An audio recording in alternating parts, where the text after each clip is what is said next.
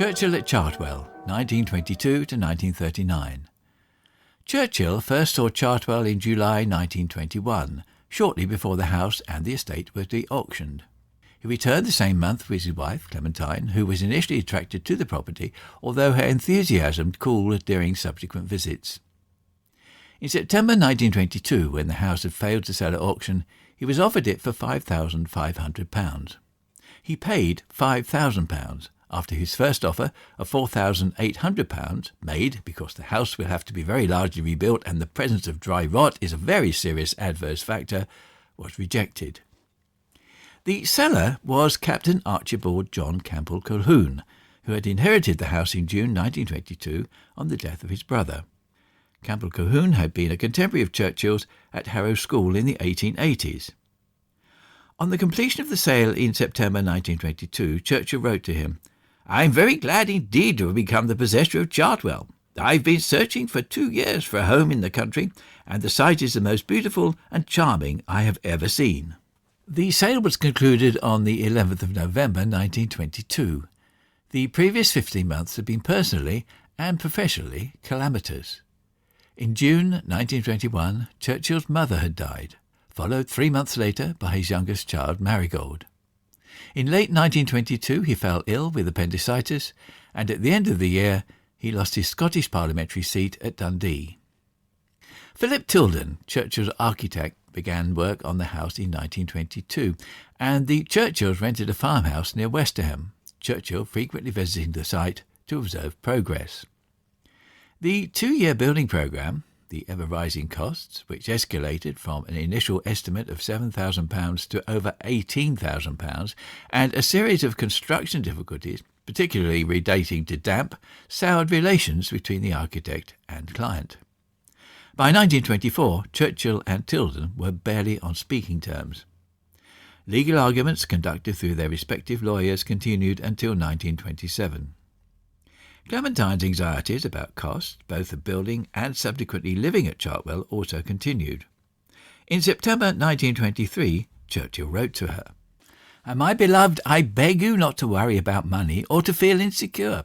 Chartwell is to be our home, and we must endeavour to live there for many years." Churchill finally moved into the house in April 1924. A letter dated the 17th of April to Clementine begins, "This is the first letter I have ever written from this place, and it is right that it should be to you." In February 1926, Churchill's political colleague, Sir Samuel Hoare, described the visit in a letter to the press baron, Lord Beaverbrook. "I've never seen Winston before in the role of landed proprietor. The engineering works on which he is engaged consist of making a series of ponds in a valley, and Winston appears to be a great deal more interested in them than in anything else in the world." As Hoare's presence indicated, Churchill's holidays were very rarely pure vacations. Roy Jenkins, in his study The Chancellors, contrasted Churchill's approach to holidaying with that of his then-boss Stanley Baldwin. Churchill went to Chartwell, or elsewhere, to lengthen the stride of his political work, but not to greatly reduce its quantity. Far from shutting himself off, he persuaded as many as possible of his colleagues and henchmen to visit him, to receive his ever-generous hospitality. In January 1928, James Lee Milne stayed as a guest of Churchill's son Randolph.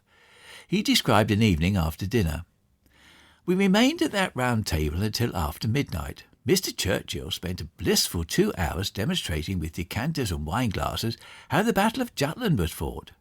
He got worked up like a schoolboy, making barking noises in imitation of gunfire and blowing cigar smoke across the battlefield in the imitation of gun smoke." On September the 26th, 1927, Churchill composed the first of his Chartwell bulletins, which were lengthy letters to Clementine, written to her while she was abroad. In the bulletins, Churchill described in great detail the ongoing works on the house and the gardens, and the aspects of his life there. The September letter opens with a report of Churchill's deepening interest in painting. "Sickett arrived on Friday night, and we worked very hard at various paintings. I'm really thrilled. I see my way to paint far better pictures than I ever thought possible before." Churchill describes his life at Chartwell in the later 1930s in the first volume of his History of the Second World War, The Gathering Storm. I had much to amuse me. I built 2 cottages and walls and made a large swimming pool which could be heated to supplement our fickle sunshine. Thus I dwelt at peace within my habitation. Bill Deakin, one of Churchill's research assistants, recalled his working routine. He would start the day at 8 o'clock in bed reading. Then he started with his mail. His lunchtime conversation was quite magnificent, absolutely free for all. After lunch, if he had guests, he would take them round the garden. At 7 he would bathe and change for dinner. At midnight, when the guests left, he would start work, to 3 or 4 in the morning. The secret was his phenomenal power to concentrate. In his study of Churchill as an author, the historian Peter Clarke described Chartwell as Winston's word factory. Chartwell was the base from which Churchill waged his campaign against Neville Chamberlain's policy of appeasement. In the opinion of Robin Fedden, a diplomat and later Deputy General Secretary of the National Trust and author of the Trust's first guidebook for Chartwell, the house became the most important country house in Europe. A stream of friends, colleagues, disgruntled civil servants and concerned military officers came to the house to provide information to support Churchill's struggle against appeasement. At Chartwell he developed what Fedden calls his own little foreign office, the hub of resistance. The Chartwell Visitors Book, meticulously maintained from 1922, records 780 house guests, not all of them friends, but all grist to the Churchill mill. Churchill also records visits to Chartwell by 2 more of his most important suppliers of confidential government information, Desmond Morton and Ralph Wingham, information which he used to form and fortify my opinion about the Hitler movement. Chartwell was also the scene for more direct attempts to prepare Britain for the coming conflict. In October 1939, when reappointed First Lord of the Admiralty on the outbreak of war, Churchill suggested an improvement for anti-aircraft shells. Such shells could be filled with zinc ethyl, which catches fire spontaneously. A fraction of an ounce was demonstrated at Chartwell last summer. In 1938, Churchill, beset by financial concerns, again considered selling Chartwell. At the time, the house was advertised as containing 5 reception rooms, 19 bed and dressing rooms, 8 bathrooms, set in 80 acres with 3 cottages on the estate and a heated and floodlit swimming pool. He withdrew the sale after the industrialist, Henry Strakosch, agreed to take over his share portfolio, which had been hit heavily from losses on Wall Street, for 3 years and pay off significant associated debts. 1939 to 1965. Chartwell was mostly unused during the Second World War. Its exposed position in a country so near to German-occupied France meant that it was vulnerable to German airstrike or commando raid. As a precaution, the lakes were covered with brushwood to make the house less identifiable from the air. A rare visit to Chartwell occurred in July 1940 when Churchill inspected aircraft batteries in Kent. His pre-war writing assistant, Eric Seal, recorded the visit. In the evening, the PM, Mrs. C and I went off to Chartwell. One of the features of the place is a whole series of ponds which are stocked with immense goldfish. The PM loves feeding them. The Churchills instead spent their weekends at Ditchley House in Oxfordshire until security improvements were completed at the Prime Minister's official country residence, Chequers, in Buckinghamshire. At dinner at Chequers in December 1940, John Colville, Churchill's assistant private secretary, recorded his master's post-war plans. He would retire to Chartwell and write a book about the war, which he had already mapped out in his mind chapter by chapter. Closed up during the war, Chartwell remained Churchill's bolthole at times of crisis, and so Chartwell remained a haven in times of acute stress. Churchill spent the night there before the fall of France in 1940. Summoned to London by an urgent plea from Lord Gort for permission to retreat to Dunkirk, Churchill broadcast the first of his wartime speeches to the nation. "Arm yourselves, and be ye men of valour, for it is better for us to perish in battle than to look upon the outrage of our nation." He returned again on June the 20th, 1941, after the failure of Operation Battle Axe to relieve Tobruk, and determined to sack the Middle East commander, General Wavell. John Colville recorded Churchill's deliberations in his diary. "Spent the afternoon at Chartwell. After a long sleep, the PM, in a purple dressing gown and grey felt hat, took me to see his goldfish. He was ruminating deeply about the fate of Tobruk and contemplating the means of resuming the offensive."